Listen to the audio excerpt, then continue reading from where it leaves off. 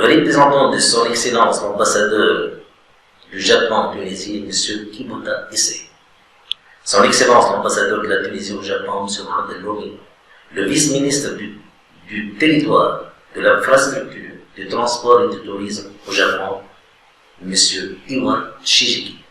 le vice-ministre des projets internationaux au ministère du territoire, de l'infrastructure et du transport et du tourisme au Japon, M. Ishihara Yusuhiro, le président de la JICA, M. Imoto Yoshi,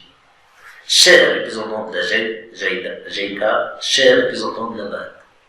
chers représentants des ministères et institutions tunisiennes, mesdames et messieurs, je suis très honoré d'être parmi vous aujourd'hui pour l'ouverture de la conférence tuniso-japonaise qui s'intitule l'infrastructure de qualité.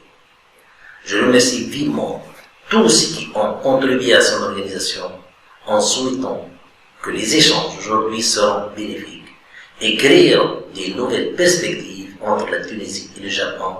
pour tout ce qui relève de l'infrastructure, mais aussi pour le partenariat public-privé. Mesdames et messieurs, permettez-moi tout d'abord de rappeler que tout le gouvernement tunisien, et en particulier le ministère de l'équipement de l'habitat et de l'infrastructure, le Japon est considéré comme partenaire stratégique, synonyme d'engagement, de qualité et d'efficacité. De plus, je souhaite valoriser notre coopération entre le partenaire japonais aussi bien dans le cadre de la formation de nos cadres, notamment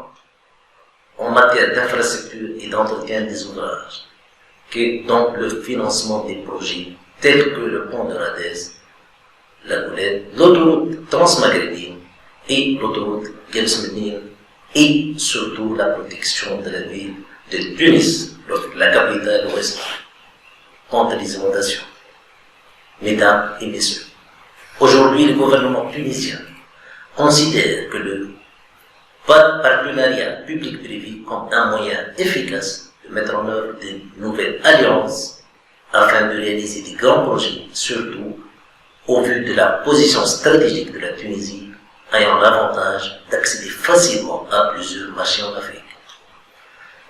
Et comme début, je propose à notre partenaire japonais de considérer la possibilité d'établir en Tunisie une structure de formation en matière d'infrastructure dont pourraient profiter tous les experts et techniciens tunisiens et africains, une formation de qualité. À ce titre, j'attire votre attention que le ministère de l'équipement de l'habitat et de l'infrastructure, en tant que premier ministère en Afrique et au Moyen-Orient, qui a obtenu dernièrement le certificat ISO 9001 version 2015 relatif à la gestion des projets et des agréments, et avec le savoir-faire et l'expertise des Japonais, et suite aux recommandations de la TICAD 7, notamment la signature d'un mémorandum de coopération dans le domaine de l'infrastructure, de l'investissement dans les infrastructures de qualité, nous attendons que la nouvelle opportunité s'offrira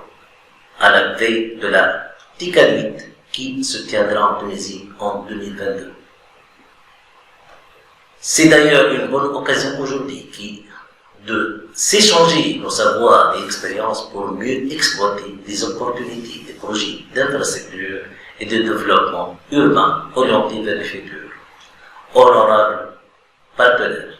du ministère du territoire, de l'infrastructure et du transport et du tourisme au Japon, de la JICA, de la JIDA et de la BAD, chers invités, je vous présente